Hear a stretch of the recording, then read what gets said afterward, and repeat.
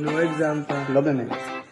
אבידן הרב אלישע, אני שמיניסט גבש. טוב, יש להם אותם תשובות בכל מבחן, קונים את הבגרות במזומן, תמיד הולך לישון שהרב שלי קם, והרמים צועקים לי, אם אתה לא תלמד אז אתה לא תצליח, תפסיק להיות סמכות ויאללה לך תניח, כל מה שאומרים עלינו זה די נכון, אבל עוד חצי שנה אני מסיים תיכון. עוד חצי שנה מסיים תיכון. עוד חצי שנה מסיים תיכון.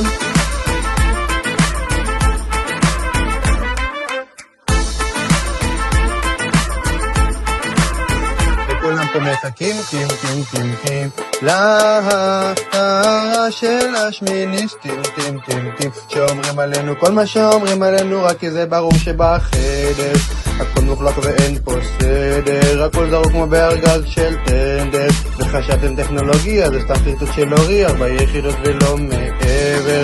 שמינית כפרה, כולם מתאים החינוך, אני תלמיד סבבה, סיבוך אל הרמתי שהמגן נפל לי. יש להם אותם תשובות בכל מבחן, קונים את הבגרות במזומן, תמיד הולך לישון שהרב שלי קם, והרמים צועקים לי, אם אתה לא תלמד אז אתה לא תצליח, תפסיק להיות סמכות ויאללה לך תניח, כל מה שאומרים עלינו זה די נכון, אבל עוד חצי שנה אני מסיים תיכון.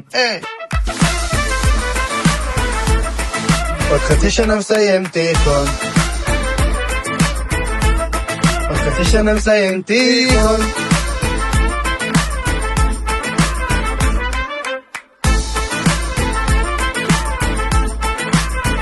קצת מאוחר, די נשבר, אומרים לי שזה לא בא בחשבון, הרידו את המיטה, משכו לי בסמיכה, טוב יאללה אני קם, כבר אי אפשר לשאול, פתאום הפנימי הרקע לאן הלכה כל השכבה, לא הבנתי בכלל מה קרה, יש אורות כאילו בוקר ושירים שלה ביוקר, כל הישיבה בהפטרה, על הבמה אורות מסנברים, אומרים יהיה רמה של החיים, הנה הגיע גם הרב פורים, יש שכבה טובה בישיבה, דבת בית הזמן, רב פורים מגיע בדיוק בזמן, הצליח לסדר את הבלגן, עכשיו לשחרית קבוע כאן, וכבר לא צועקים לי, אם אתה לא תלמד אז אתה לא תצליח, מפסיק להיות סמרטוט ויאללה להניח, כל מה שאמרו עלינו זה כבר נגמר, עכשיו אני שמיניסט בישיבת תמר.